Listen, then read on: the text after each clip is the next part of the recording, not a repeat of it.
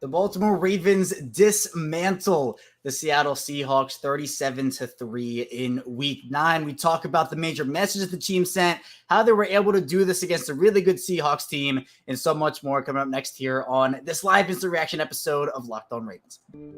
You are Locked On Ravens, your daily Baltimore Ravens podcast, part of the Locked On Podcast Network, your team every day.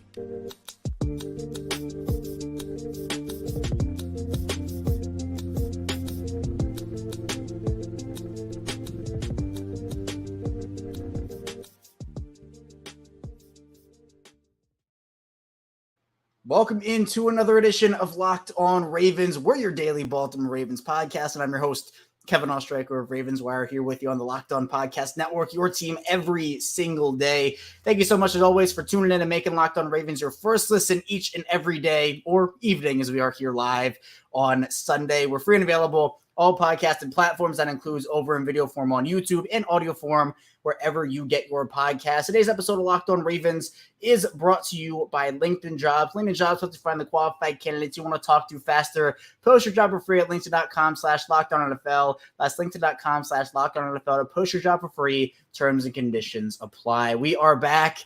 It's a great day, isn't it? The Ravens absolutely just boat racing the Seattle Seahawks in week 9, 37-3. It was a game that so many people had circled on the calendar.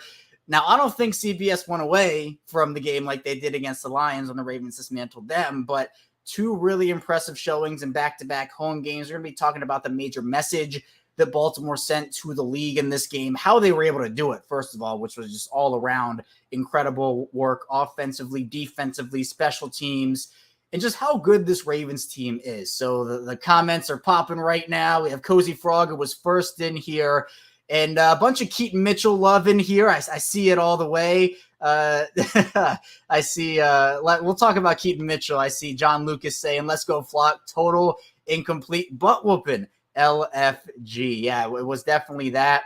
Definitely a John saying Khaki Kev coming in clutch. Hey, Khaki Kev, that's a piece of information. I put that out. My nickname is Khaki Kev, or at least one of them, because I wear khakis all the time. So John paying attention, doing his homework. We have Dr. Dre in here saying, my boy, I told you a blowout. We'll get to what Dr. Dre had to say as well. So it's popping in here. I really appreciate everybody tuning in. Be sure to subscribe, follow along in audio form. We are a 5-day-a-week Ravens podcast. So if you want Ravens news, analysis, updates on a daily basis, we had you covered here. Also go live after every single Ravens game, so be sure to check in and check out those. We do it obviously live on YouTube. You can catch it after the fact in audio form. Subscribe on Subtext to the Locked On Ravens Insider Group. You can get exclusive one-on-one text conversations, insider information, and insider other things on their mailbags and so much more. So let's get into the conversation. This was an awesome game. Everybody's really excited. The Ravens moved to 7-2 in, I think, the best way that they could. It was a complete performance, something we've been talking about for a while here on Locked On Ravens. Can they make that complete performance? They did it against Detroit, but then they kind of laid a bit of a dud, even though they won against the Cardinals. But the Seattle Seahawks are a really good football team. I don't want that to be lost in translation here. Just because Baltimore won the game the way they did, just because the Ravens dominated so well, doesn't mean that Seattle all of a sudden overnight became a terrible football team. I want to put some context first on the offense and what they did. The Seahawks came into this game as a top 10 defense. They were third in rushing. They were seventh in passing defensively. Baltimore put up 515 total yards, including 298 rushing yards on that unit. That had just acquired Leonard Williams, has players like, these pass defense-wise in that secondary, Devin Witherspoon, Jamal Adams, Reek Woolen. They have a lot of good players. And for me, this was a statement win for them. Because unlike Detroit, where, look, that game was over by the middle of the second quarter, right? They were up, 28-0, and it was just a blowout all the way. This game was 0-0 at the end of the first quarter. But Baltimore, they responded in the second and the third quarters to have one heck of a football game, and I'm really excited about it. Now, one of the key revelations, well, let's talk about Lamar first, then we'll get into, I think, the man of the hour here. Lamar went 21-26, 187, no touchdowns, no interceptions, also had 10 for 60 on the ground. Now, this is exactly what I was talking about. I can't even remember what show it was either a week ago or a couple weeks ago. Lamar has these performances where he throws for under 200 passing yards, doesn't have a touchdown, and the Ravens still go out there and dominate. Lamar is playing at an MVP level, but he's not going to get the MVP respect because the passing yards aren't there. And that's something that I think is unfair to him, but it just is what it is. People value the passing yards. They value the stats, but the efficiency Lamar's playing at, or at least the efficiency he's playing with, is incredible. And look, he missed on a couple balls. Rashad Bateman had a step on a couple of plays where Lamar missed him, either an end zone shot or another deep shot. Lamar just missed those throws. So overall, 21-26, 187 is not going to wow you in the stat department, but he made timely throws, picked up timely yards, was efficient while doing it, and didn't make mistakes outside of the exchange. Well, I mean, there were a couple of turnovers in this game. Odell had a really bad play. Lamar and Justice Hill seemingly can't get down the timing. I mean, they can't get it down. And then Lamar had to play where Ronnie Stanley got beat really badly. I'll put that more on Ronnie than I will on Lamar.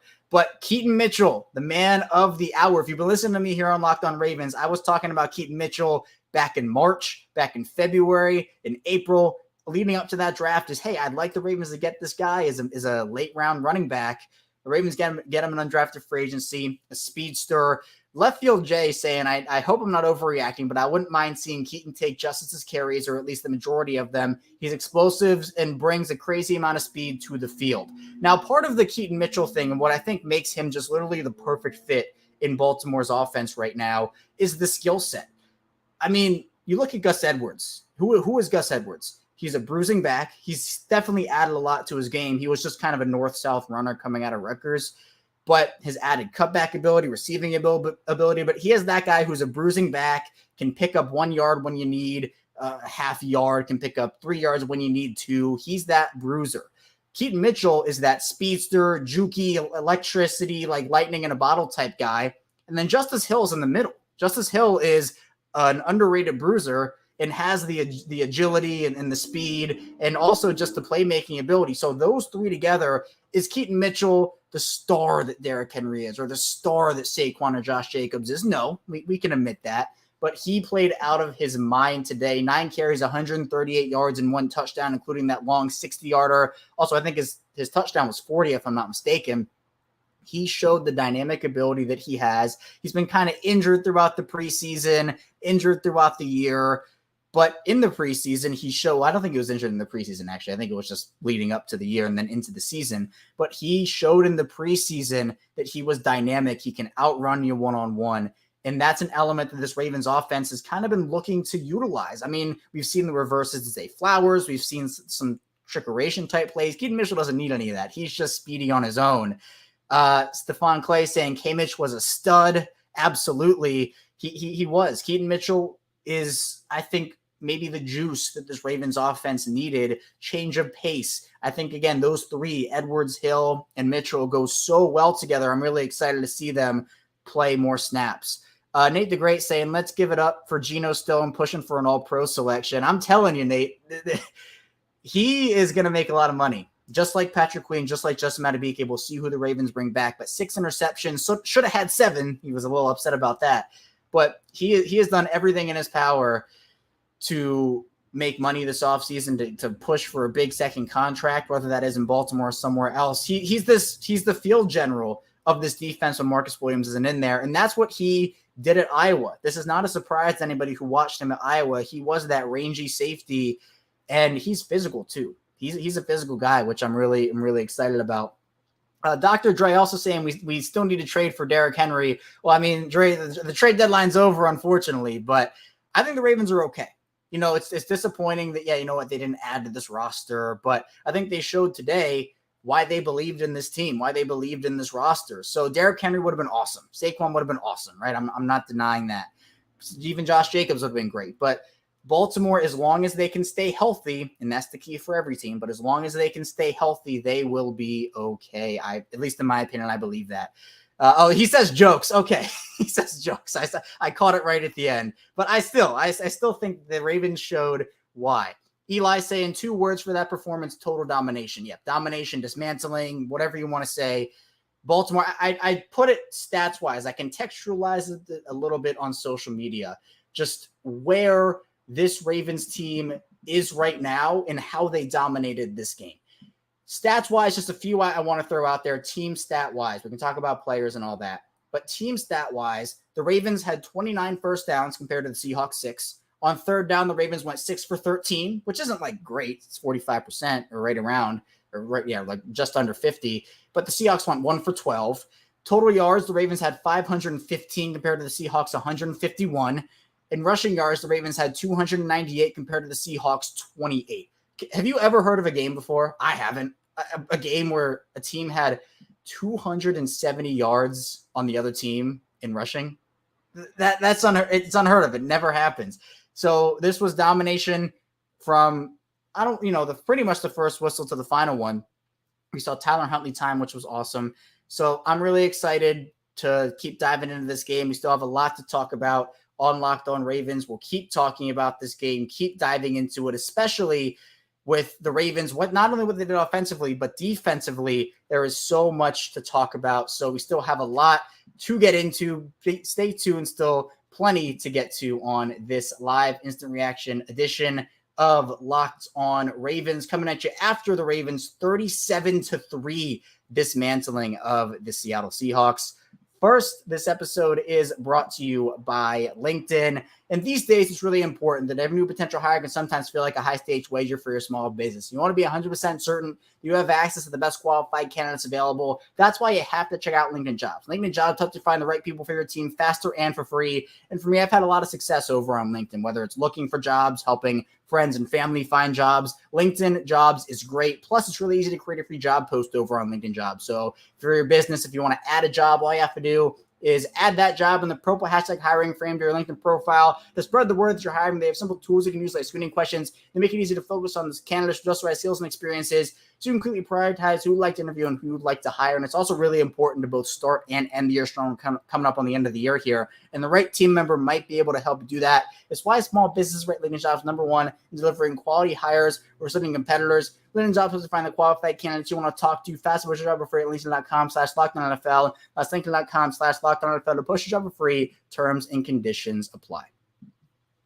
We're back. It's our second segment of Locked On Ravens Live, coming at you after the Ravens dismantling of the Seattle Seahawks. I keep using that word, dismantling. Kevin Oestreicher still here with you, talking Ravens football, talking offense, talking defense, talking special teams as well. The chat going absolutely bonkers right now. Plenty of people excited, rightfully so. This team 7-2, top of the AFC North, right in the thick of things in the AFC, and I think have definitely established themselves as not only top Super Bowl contenders, but one of the best teams, if not the best team in the NFL. And something I saw on social media, I can't remember who said it. If I did, I would give credit. But someone said that the Ravens' biggest enemy, the Ravens' biggest opponent right now, their biggest challenge and I guess threat to themselves is themselves, with the fumbles they've had, some of the miscues. And we can talk about, if they didn't have a mistake here, didn't have a mistake there, they would be 9-0 right now. And that's the woulda, coulda, shoulda. But let's be honest, it could have happened. And I think that if the Ravens can continue this peak, they're going to be in a really, really good situation moving forward. Let's get some more chat messages here. I need to catch up on a lot of them. The chat is going crazy right now. Dr. Dre saying good win. David Garcia coming in. Yes, sir, Kevin O. All Ravens. Yeah. And David saying Ravens going on to the Super Bowl and saying great show. I appreciate you, David. Thank you so much for being here. Stefan makes a good point. Let's talk about this. Stefan says, shout out to the offensive line, gave up one sack, but dominated most of the game. 300 yards is insane rushing.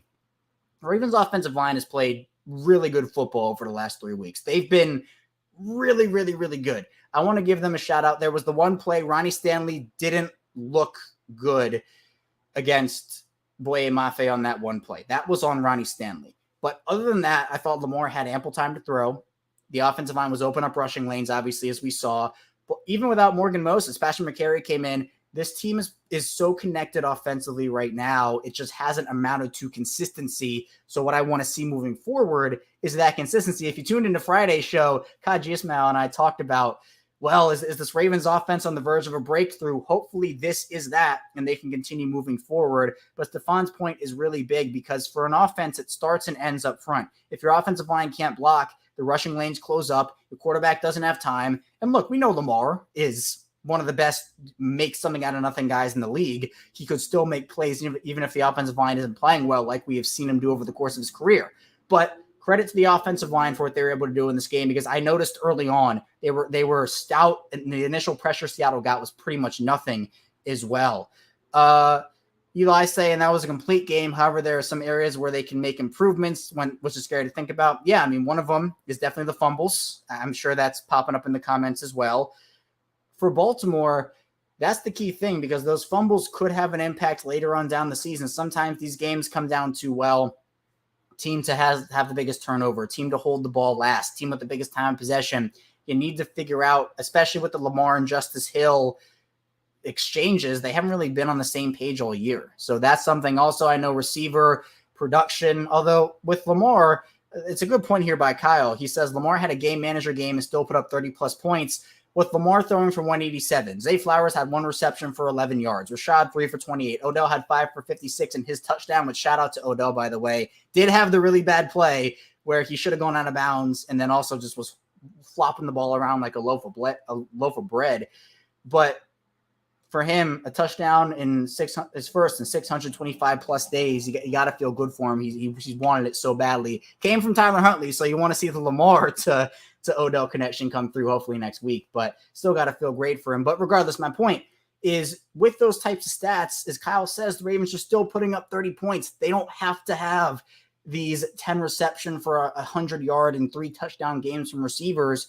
Mark Andrews obviously did his thing. He was the leading Ravens guy in terms of the pass catching department. He had 9 receptions for 80 yards, but sure, it'd be nice if we saw the receivers catch a couple more passes. Still some separation issues on some plays, and still the separation in terms of like guys aren't like they're in the different parts of the field. You need to establish that a little bit more. But I still thought, even though Lamar didn't have the gaudy stats, or the receivers didn't have the gaudy stats, they still put up 37 points. And that has a lot to do with the rushing attack as well. Clubfoot saying, let's go. Hi, Kev, you down bad after the load tweet. Hey, now, Gus said it, first of all. Gus said it. He said he wanted to have a big workload, right? But Keaton Mitchell ended up getting the big workload, and it was a massive workload. So he had a big day. Gus had a good day. Justice Hill, outside of the fumble, I mean, the whole rushing attack was great for him, honestly. Rob James, a new nickname for Keaton Mitchell. Rob has Keaton Make 'em Miss Mitchell. I like that as well. True View saying, but folks wanted us to get Henry. I mean, look, the Ravens would have been awesome with Henry. Would have been a really cool thing to see Lamar and Derrick Henry in the backfield. But again, this Ravens if you want to call it a 3-headed monster, maybe you don't, maybe you do, they complement each other really well. The bruiser, the speedster, and the middle guy with Edwards, Mitchell, and Hill. So that's awesome. John saying, it's so refreshing to have our defense back. The last few seasons have been tough. This defense is locking it down, and paired with a healthy offense mostly is exciting. And yeah, this defense is playing at a historic level right now. They're doing things that haven't been done in history before. Roquan Smith playing out of his mind. Marlon Humphrey playing shutdown corner. Getting guys stepping up like Patrick Queen, Justin Madubuike, Geno Stone, Kyle Van Noy, Jadeveon Clowney, Michael Pierce. I could go on. This defense is on another level right now. They are the best defense in the NFL, by the way. I think that's established, and I'm saying it right here. This is the best defense in the NFL, and to me, it's not a question. They're doing incredible things right now, and it's going to be interesting in the offseason. They're playing so well. Who's going to stay? Who's going to go? Who's getting the big contracts? Could Mike McDonald get a head coaching job? Let's enjoy it now, right? Because this is the last year we're going to get Patrick Queen on a rookie contract, Justin Madubuike on a rookie contract. Those guys have earned it, and we'll see if it's Baltimore or not. Let's see. Avery saying Mitchell needs to take Hill snaps. Sorry, Hill cannot keep the ball off the ground. I think it's going to be a split. So Edwards, to me, how I think is going to split up is Edwards is still going to be the lead guy, right? He's going to be your number one, but then it's going to be a split at number 2 between Mitchell and Hill, where I think Hill's workload will go down and Mitchell's will go up, but it's not going to be Hill getting completely phased out of the offense. Now, maybe if Mitchell plays well enough, he will establish himself as the number 2 over Hill, but I think the Ravens still like Justice Hill. I still really like him as well, so we're going to see what ends up happening with that. Dre Dog saying, what's up, Dre? It's a big win. I'm glad you were ending up able to come in here. I appreciate you checking in. Christopher saying, still maintain that we need to go 2-1 over the remaining 3 games. Do that and stay healthy. Ideally, you go 2-0 in the division before the Chargers game. If you can go 1-1, that's fine. 0-2 is a disaster. If they lose one divisional game here, not the end of the world. If they win both, that's awesome. They still have a tough stretch coming up. They have a gauntlet of games at the back half of this season. Is those games I just mentioned, then the Rams, the Jaguars, the 49ers, the Dolphins, and the Steelers. That's a really tough team, or all those teams really tough, but the Ravens are a good team themselves. Charles saying, I hope they're past the injury bug. Now, I'm going to say something right now. I am not jinxing it. I'm doing everything. I'm crossing the fingers and everything, so I'm not jinxing it. But outside of week 3, the Ravens have been really, really healthy. They've been really, really healthy. Those first 3 weeks were tough, really bad. But they've not suffered a ton of injuries. And again, doing everything. I'm a superstitious person. I'm crossing the fingers, doing everything I can to not jinx it. But I do want to acknowledge it because these guys are going down left and right. Baltimore had the Lamar injury scare in this one, but, John Harbaugh, Lamar saying he's all right. I know Kevon Seymour left this game, but they've been pretty good injury-wise after week 3. They've gotten guys back healthy. Marcus Williams should be back eventually. Morgan Moses, too. Only J.K. has been the big piece that's out for the season. So I hope they're past the injury bug, too, Charles. I really, really do. And, yeah, David, health is key. I do say it 100%. Don C checking in. What's up, Don? Glad you're able to check in here. I appreciate it. Let's see. Don says, you see that butt whooping. It was a butt whooping in the finest degree. So coming up in the final part of the show, we'll talk about, again, what they were able to do, talk a bit more about the defense as well. Still a ton to get to on Locked On Ravens. It was a good day. Good day 100% for this Baltimore Ravens team. Stay tuned. So lots to get to on this live instant reaction edition of Locked On Ravens.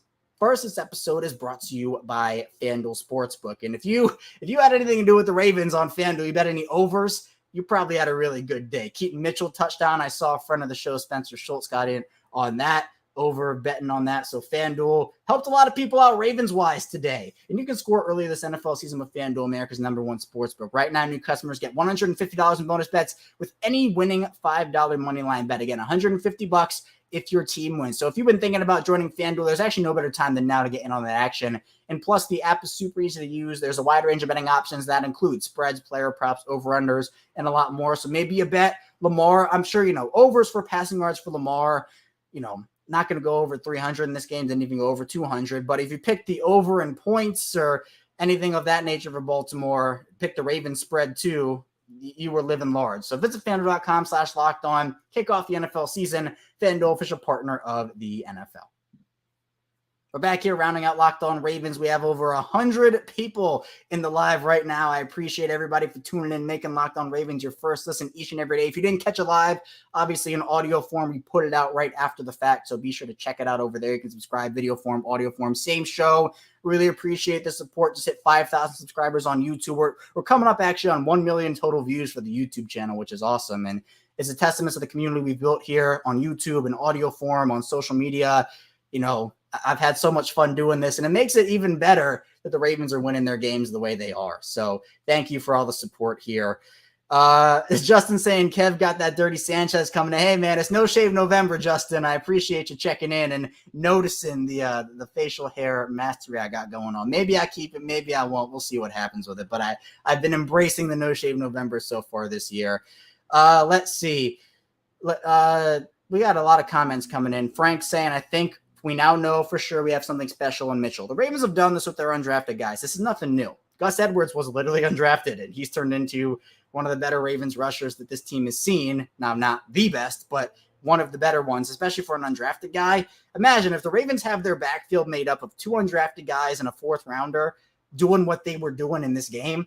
This team's going to be impossible to stop, especially if they can do it with more consistency overall. Mark saying Mitchell will enable Flowers. I think with the Mitchell thing, you can use him on a bunch of these plays that you were using Flowers for, not these deep shots, but what I would like to see is the Ravens take more deep shots. I mentioned Lamar missed Rashad Bateman on a couple of them, but I just think that you have so many dynamic threats in this offense with Mitchell and Hill's dynamic. And obviously Lamar is the most dynamic of them all, but Flowers is dynamic. Bateman has that to his game. Odell, Mark Andrews, Isaiah Likely, Gus himself has made dynamic plays this year.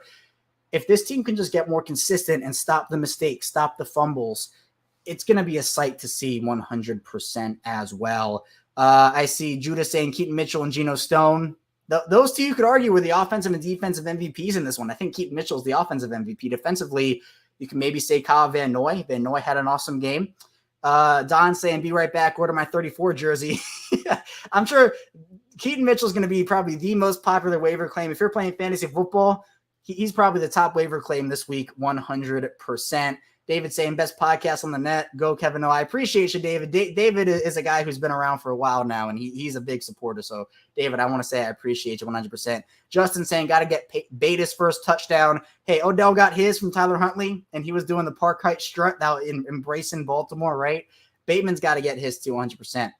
Frank saying, at this point, Marcus Williams should be played situationally. There's no way you take snaps from Geno with the role he's on. I say you play 3 safeties.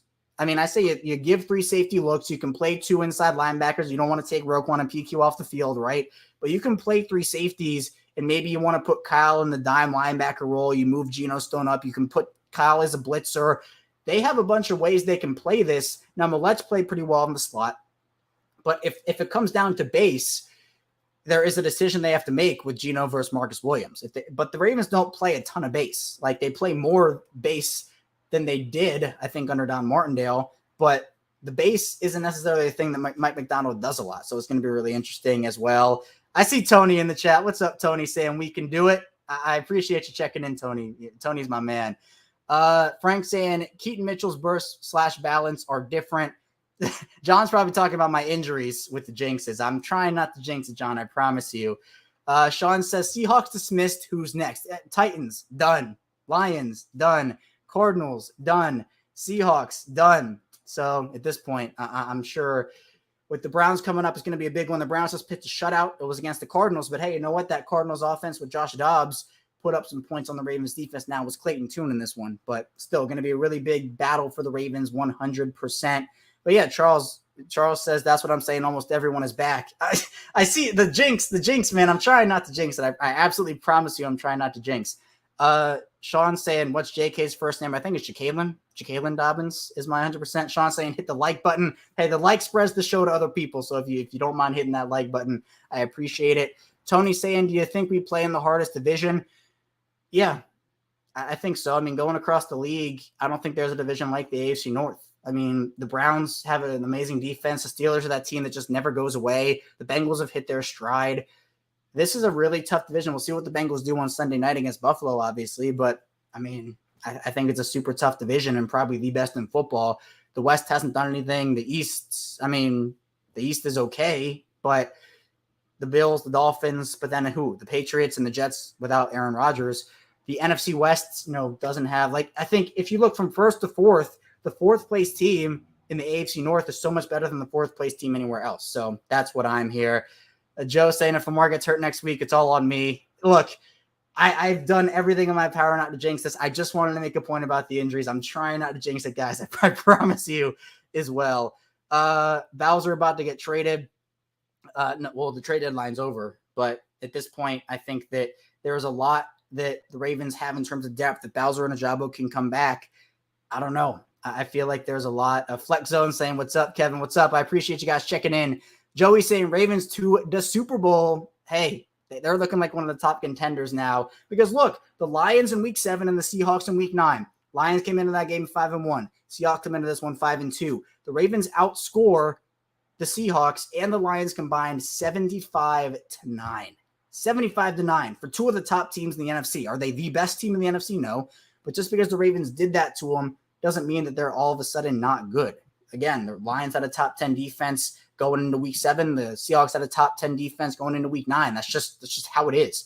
So I'm really excited to see if they can continue their momentum. Divisional games are always never gimmies, right? You can't go into a divisional game with expectations that, it's going to be a blowout. But if the Ravens can get consistency, that's the next step for me. Because in week 7, they came out with a dud in week 8 against the Cardinals. Week 9, you go and you destroy that Cleveland defense like Lamar did in week 4, by the way, you're looking pretty good overall. So I'm really excited, 100%. Bear Arm saying Hill is fast. Mitchell makes him look average. Mitchell is a speedster. I don't know his 40 time. If anybody knows his 40 time, you can put it in the chat. But I'd assume it's probably around, mid 4.3s, high 4.4 at the very slowest. Like, he's so good. Don saying they could trade Bowser because he's under contract if anyone wants him, can't get on the field. Yeah, I don't know Bowser's contract. He might have 1 more year left after this one, 2 more years. He signed that extension a couple years ago, which was honestly a fine deal. What was it, 4 for 27? Or I can't remember off the top of my head. But Bowser he's a solid veteran leader, and I think honestly good when he's on the field. But yeah, the situation with him is weird. But luckily Van Noy stepped up. I mean, let's look at the individual defensive stats in this game here.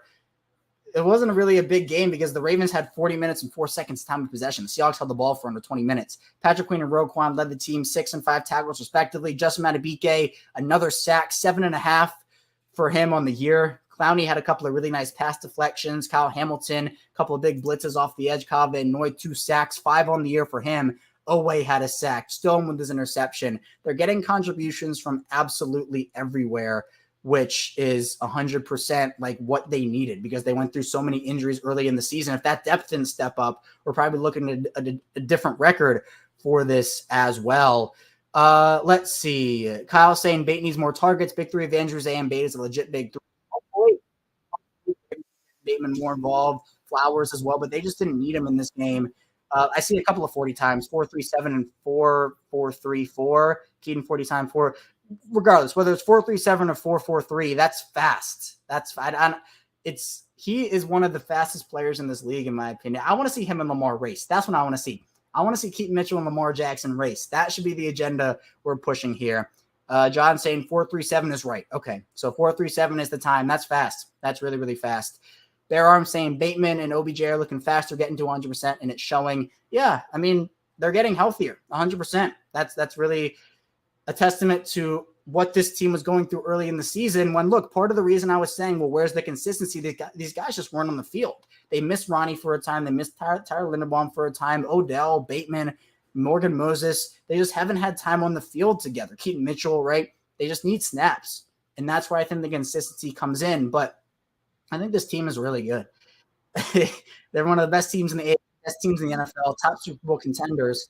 You cannot write off this team anymore, even if they go and, they don't play as well because, again, not every game can be like this. 2 of the past 3 have, but they still have a great opportunity to continue to send a message. The message they sent today was, doesn't matter how good you are, you come in here and it's going to be a dogfight and we're going to blow you out if you don't take it seriously or make mistakes or just can't get on the field against this defense because the Ravens held the ball for so long. So I'm really excited as well.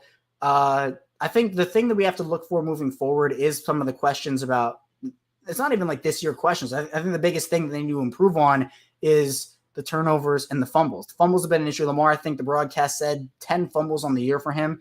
Not all have been his fault. Some on the offensive line. I don't know how many of the Justice and exchanges between him and Justice they've credited to him and credited to Justice. But, that's one area they can improve upon.